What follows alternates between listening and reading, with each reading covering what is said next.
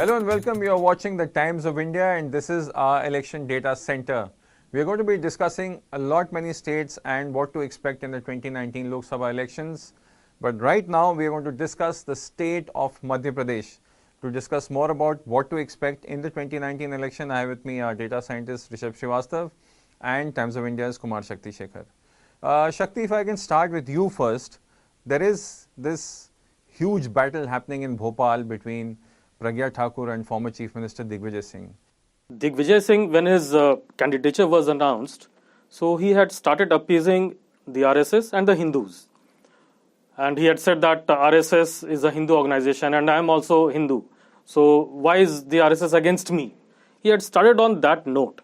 But the BJP fielded Sadhvi Pragya Singh Thakur. And that, in fact, took Digvijay Singh by surprise. And he has changed tack after that. Now he has started attacking the RSS. He has started appeasing the minorities. He has started talking about developmental issues. People are remembering his tenure when he was the chief minister till 2003, two terms and 10 years, from 1993 to 2003. So in his second tenure, particularly, there was a huge issue of electricity, water, roads, and he was called a Banta Dhar chief minister. So these things are being reminded to the people by the BJP. And Bhopal being the capital, it had suffered almost as badly as the other, despite being a capital. It had suffered a lot in that period. So these are the issues which Bhopal is facing, Digvijay Singh is facing, and the contest between the Congress and the BJP is happening. So as Shakti was saying, Rishabh, if you can take us through, this is the map of 2003 when Digvijay Singh was voted out of power and BJP came. Right. And again, historically, Sanjeev, we have seen the BJP do exceptionally well in the state of Madhya Pradesh. In 2003, they won a vast majority of all seats. Again, in 2004, in the Lok Sabha elections, they won 25 out of 29 seats. Again, in the state elections, the BJP still had a two-thirds majority.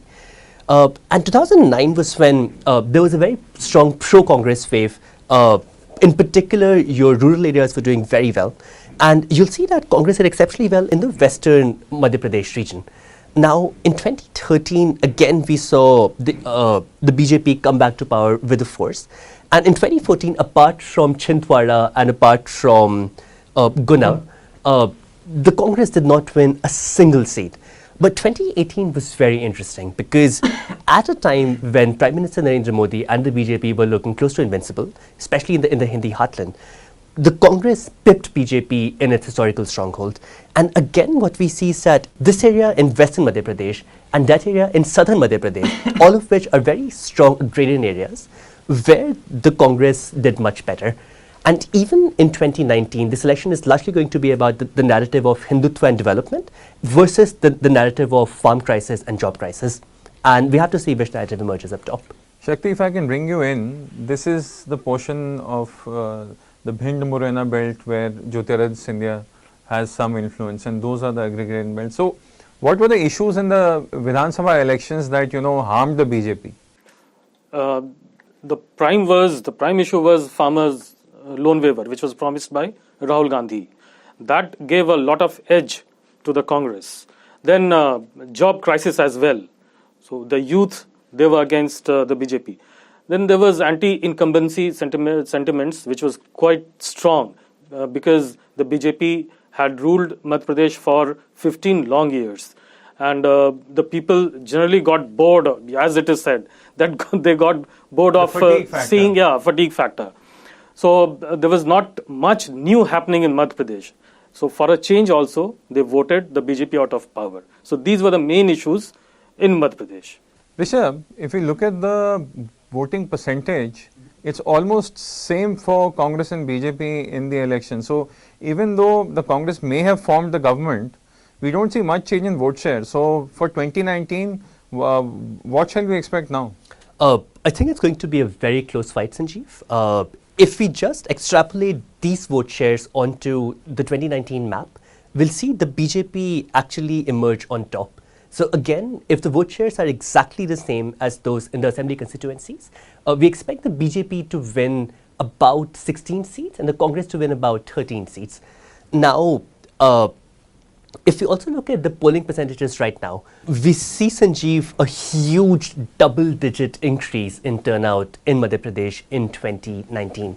Now, this prima facie might spell trouble for the BJP, in particular because if you look at a place like, say Chhindwara, where Kamal Nath came to power, and his son Nakul Nath is contesting this time. Exactly, and like this is the area where we see the least amount of increase in turnout, and it's all the areas where the BJP MPs were elected, where we see a 10% or higher increase in turnout. Now, this, Sanjeev, is almost unprecedented. A 10% increase in turnout almost never happens, and again, it's too early to say, but this does smell like at least BJP's vote share is likely to be significantly reduced.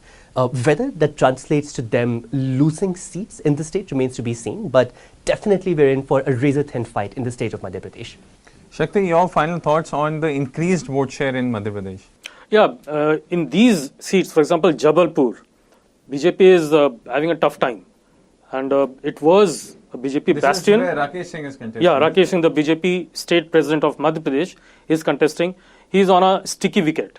And he is getting some anxious moments. So, and a higher turnout of about 11%. This is quite significant. This could swing the vote percentage anyways. It means it could go against the BJP as well. Even if you look at like Siddhi and Shahdol, they have a lot of tribal population there. So, you know, this kind of polling is, it's really tough to call whether it's going to harm BJP or Congress. But in either case, assuming that it's in favor of Congress, but still the vote margins, the vote percentage between the two parties was so different and the difference was so high in 2014 that it will really be tough to say as of now which way these seats are swinging. Very true. It would be very tough. No one can say whether it will be favorable for the BJP or it will favor the Congress. So says the man who spent a decade in Bhopal as a journalist. Thank you so much, Shakti. Thank you so much, Rishabh, for your inputs. So there you have it, a very interesting fight on our hands in Madhya Pradesh between the Congress and the BJP. But which way will it swing and for whom, we'll have to wait and see. Thank you so much for watching this broadcast, but do stay tuned in for live updates.